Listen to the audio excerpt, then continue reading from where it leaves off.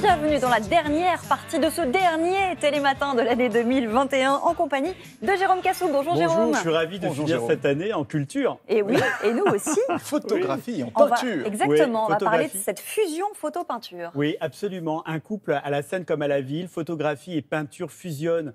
Dans une esthétique qui est absolument théâtrale en fait.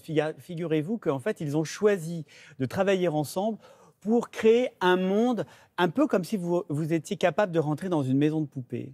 Finalement, avoir la possibilité de rentrer dans cette maison de poupée, dans une scène de théâtre qui va vous apporter de la magie, mais aussi de la solitude, une dramaturgie, la dramaturgie du théâtre que j'ai découvert en allant les rencontrer dans leur atelier. Vous allez voir comment ils travaillent, comment ils ont conçu aussi leur maison, une maison atelier, de sol au plafond. Il y a leur photographie sur les murs de leur maison et donc finalement, on est entré dans cette maison comme si on rentrait dans leur photographie. Voilà. Bienvenue chez Clark et Pougnot.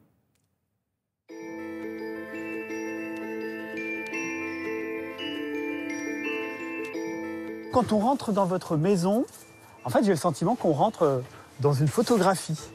Oui, c'est normal. Elle est décorée. La maison est décorée comme les photos. Les photos sont le prolongement de la maison.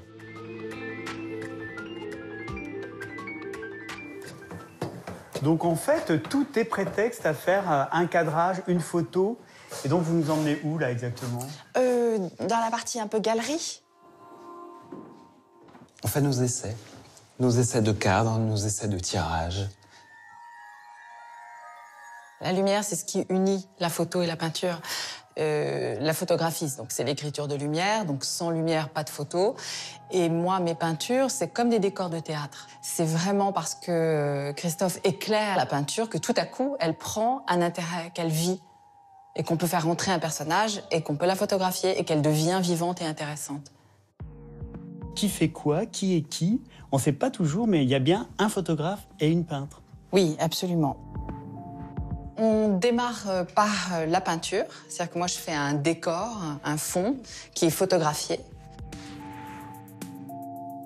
Tu verrais quelque chose dans ce style-là, si tu veux. Je te la mets comme ça. Là, elle est bien. Tu peux la pivoter peut-être Un petit peu vers toi. Le décor, l'encerclement, l'intimité, la confiance, c'est tout ça qui fait l'alchimie. On peut emmener les gens qu'on photographie dans n'importe quel monde. On leur imagine comme un petit monde, comme un petit écrin, fait sur mesure.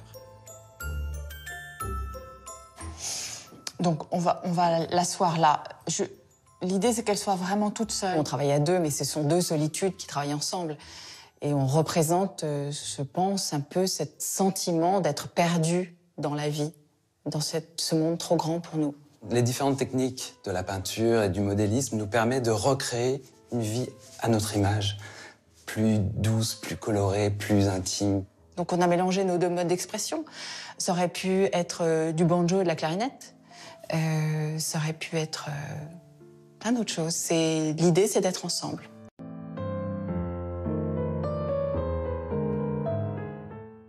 C'est formidable. Et la maison, on peut la visiter? On peut aller la visiter? Oui, alors on peut la visiter. Et effectivement, vous pouvez rentrer dans cette maison. Mais attention au compte-gouttes, hein, c'est une personne à la fois. Ah oui. Et puis, si vous rentrez chez Clark et Pougnot, vous allez peut-être même devenir le personnage d'une de leurs photos. Donc il faut avoir envie d'être photographié et d'être mis en scène. Bon, c'est effectivement... Comme ça, c'est plutôt sympathique. C'est plutôt dans le réseau amical. Hein. Attention, vous ne présentez pas à la porte de leur maison. Oui, merci de le préciser parce que sinon ils vont être assaillis dès demain. En revanche, si vous aimez leur travail, vous pouvez le découvrir donc au château de Chaumont, hein, ce château absolument formidable qui est centre d'art et de nature culture. Vous voyez les photos de Clark et Pougnot, mais vous allez pouvoir aussi découvrir d'autres photographes qui se sont penchés en fait sur l'avenir de la planète et particulièrement sur le paysage et la nature.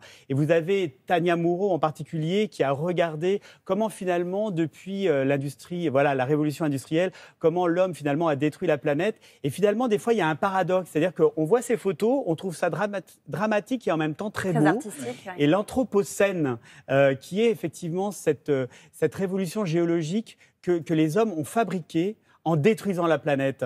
Eh bien, effectivement, c'est ce que ces photographes sont en train de nous dire. Protégeons la planète pour que finalement nous puissions vivre, voilà, à côté de cette rose qui est présentée sur le plateau. C'est un signal d'alerte, mais qui est particulièrement esthétique et artistique. Absolument. Merci, pour Jérôme. faire passer un message. Merci.